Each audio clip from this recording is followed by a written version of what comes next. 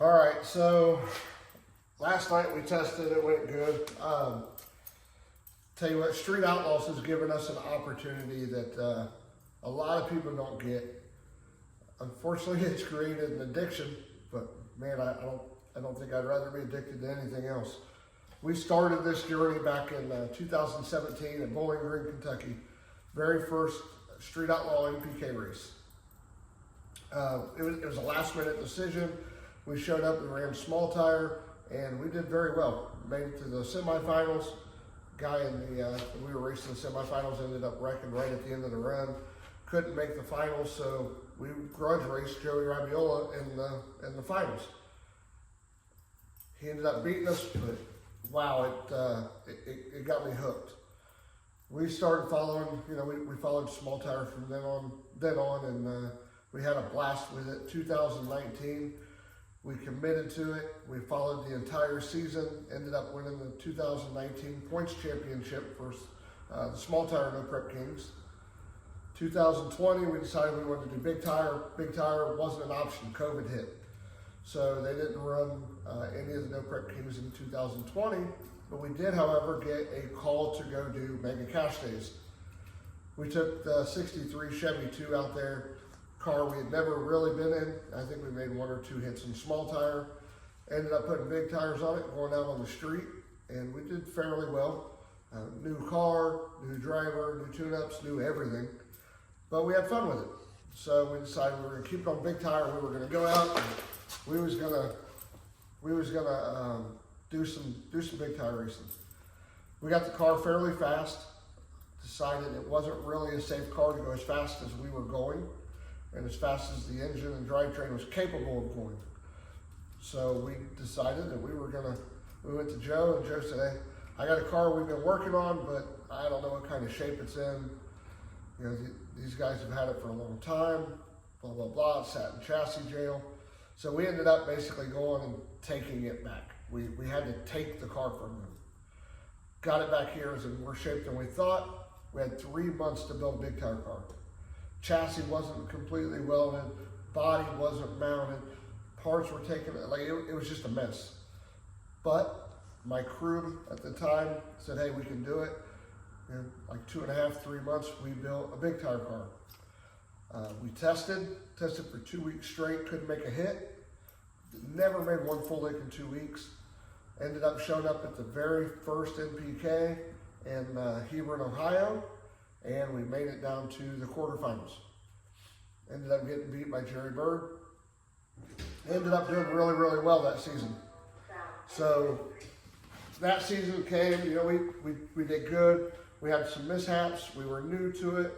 Never been that fast. Every time we went out, we started setting personal bests. But I was happy. We ended up finishing 15th.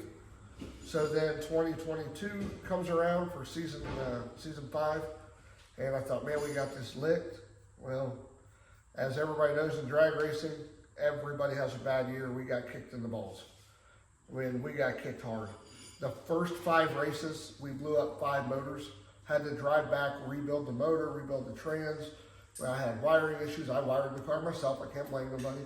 We just had issue after issue after issue. Our inconsistency really showed, and it found all of our flaws. I take full responsibility for everything that happened all year. I'm the captain of this team, or my team. I'm the captain of this program, so may not be a captain of another team, but I'm the captain of my program, and anything happens, we take full responsibility. It's 100% my fault. You'll never catch me blaming any of my crew, but you'll catch me giving them props when they need it, because these guys work their asses off. So last year, like I said, the first five races was just rough. And come Texas, we had blown up enough parts and hurt enough engines and transmissions and hurt enough of everything that we were completely out. So we ended up missing our very first race. Since the inception of this, we had only missed 1 race, and that happened to be last year in Texas. We just couldn't make it, could not get parts. Didn't matter what I did, I couldn't get parts overnight. You still can't get parts overnight for these cars. So we had to sit that one out. Ended up coming back I revamped the team a little bit, went back with a different mindset, started getting more positive about it. And, you know, we fell off a little bit at one point, I think, to 30th or 32nd. Even after all the mishaps we had, ended up bringing it back up to finishing in the 24th spot, I think it was. So I'm super happy with the way it turned out. We were getting faster, but we were behind the 8 ball.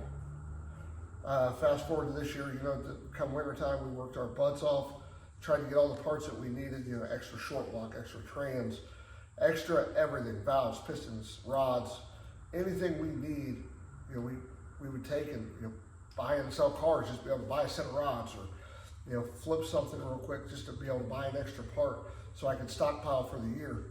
And I think it's worked. We definitely made some progress this past weekend. I put down personal bests. We got the car down to weight finally. We were way overweight.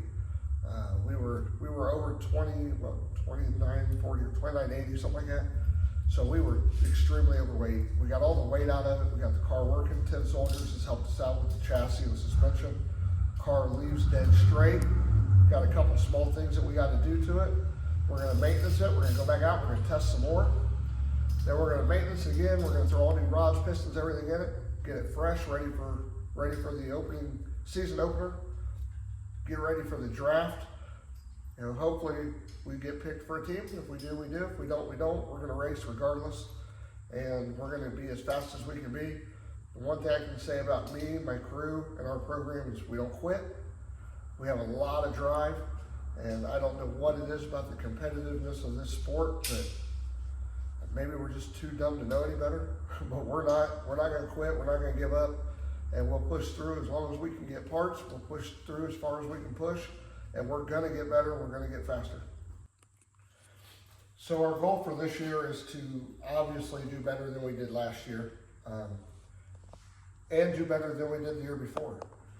We have a fast car, we just need our program to stick together, you know, work better, work more efficient, work consistent. If we can get that, I believe we can keep the failures out, we can keep the mistakes out of it, then we can work on the rest of our program. We have to get that together, but I definitely want to be faster than I was last year, which we've already proved with what we've done that we're on the right track. But my personal goal is obviously we want to win a championship. If we didn't think we had a car that could do it, we wouldn't be out here. If we didn't think we had a car that was capable, we wouldn't be out here. We didn't think we had drivers and crew that was capable, we wouldn't be out here. So, you know, obviously we want to win the championship. Right now, we're going to set our sights on winning an event. Let's win an event. You can't win a championship without winning events, without going to the finals. So we want to get the money, we want to have a good time, and let's show these guys that, you know, we're competitors. And there is a TV aspect to this. At the end of the day, we're competitors, and you're going to see a little bit different version of Tony this year. I will help out whoever's on my team. You know, in this business, I'm starting to find out there's friends and there's friends. There's friends that need you when they need you. There's friends that want you when they need you, and there's friends that just want to be friends.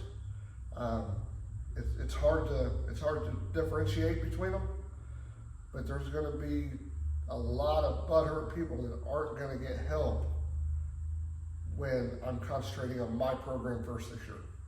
You know, we concentrated on a lot of other people's programs the past couple of years. We've helped everybody and anybody that needed help. Well, sometimes you stand up and look around, and you find out when you're down who's there and who's not. So we are gonna make some changes, make some attitude changes, make some temperament changes, and hopefully along with that comes the success that we want, that we need, and that we've worked so hard for. But at the end of the day, we're competitors, we're racers.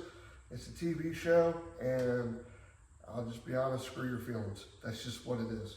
These guys don't care about yours, you can't care about theirs. You just gotta have fun, you gotta enjoy what you do.